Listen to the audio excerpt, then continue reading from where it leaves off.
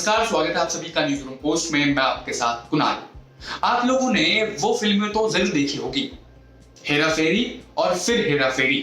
और मैं आपसे एक चीज पूछता हूं कि आपको इन दोनों ही फिल्मों में सबसे रोमांचक किरदार किन के लगे?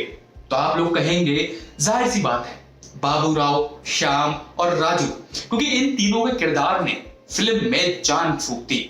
फिल्म में इन तीनों का जो किरदार था इतना आकर्षक था, इतना मजेदार था कि हम इन फिल्मों को बार बार देखना पसंद करते हैं। और इन्हीं तीनों के कारण बाबूराव यानी परेश रावल, राजू यानी अक्षय कुमार और श्याम यानी कि सुनील शेट्टी। और मैं आपसे एक चीज और पूछता हूं कि हेरा फेरी 3 आने वाली है, और हेरा फेरी 3 में अगर इन तीनों ही एक्टरों में से कोई एक भी गायब हो तो क्या आपको वो फिल्म अच्छी लगेगी? जाहिर सी बात है, नहीं लगेगी। मैं खुद पर्सनली वो फिल्म नहीं देखना चाहूंगा जिसमें राजू, श्याम और बाबूराव ना हो, इन तीनों में से एक भी किरदार मिसिंग हो, तो मैं खुद वो फिल्म नहीं देखूंगा। तो आप लोगों का भी यही आंसर होगा कि हम वो फिल्म क्यों देखेंगे। तो आप लोगों के लिए एक निराश कर देने वाली खबर के साथ में आया हूं। दरअसल हेरा फेरी जो 3 फिल्म है उसकी अनाउंसमेंट तो पहले ही हो चुकी थी। जो उसके डायरेक्टर थे प्रियदर्शन, उन्होंने पहले ही कह दिया था कि ये फिल्म आने वाली है, हम इस पर काम भी करेंगे। लेकिन बाद में खबर ये भी सामने आई कि इस फिल्म से बाबूराव हट जाएंगे, यानी कि परेश रावल की छुट्टी हो गई है। पहले ये जब खबर आई थी तो लोग कई कयास लगा रहे थे कि भाई फीस को लेकर, क्रिएटिविटी को लेकर, आपसी मतभेद को लेकर ये सारा फैसला लिया गया है।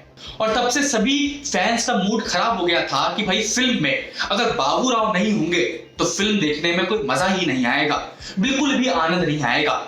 और फिलहाल जो परेश रावल है उन्होंने इस मुद्दे पर अपनी चुप्पी तोड़ी है और साफ कर दिया है कि उन्होंने फिल्म से एग्जिट क्यों लिया, क्यों वो हेरा फेरी 3 में हमको नहीं दिखने वाले हैं।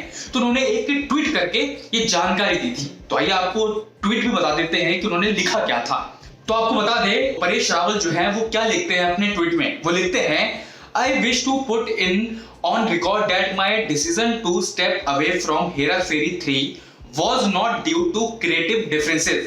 I reiterate that there are no creative disagreement with the filmmaker. I hold immense love, respect and faith in Mr. Priyadarshan, the film director. तो यहाँ पर जो परेश रावल हैं वो साफ तौर से इस चीज को मना करते हुए दिख रहे हैं। जो लोग कयास लगा रहे थे कि भाई आपसी मतभेद, क्रिएटिविटी डिफरेंस को लेकर ये फिल्म में नहीं दिखेंगे, तो परेश रावल ने उन सारी चीजों को खंडित कर दिया है और साफ कर दिया है कि भाई फिल्म मेकर यानी डायरेक्टर के साथ मेरे कोई क्रिएटिव डिफरेंसेस नहीं है और इस वजह से मैंने फिल्म नहीं छोड़ी है और वो एक बेहतरीन डायरेक्टर है। यहाँ पे उन्होंने साफ कर दिया है।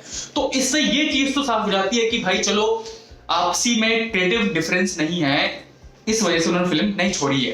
तो हालांकि हम आम जनता को, हम लोगों को, हम फैंस को पता कैसे चलेगा कि भाई आपने फिल्म क्यों छोड़ी है? कयास तो फिर भी लगाए जाएंगे।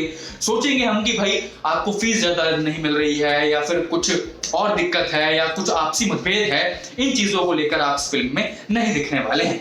तो फिलहाल परेश रावल ने तो कंफर्म कर ही दिया है कि वो हेरा फेरी 3 में नहीं दिखने वाले हैं।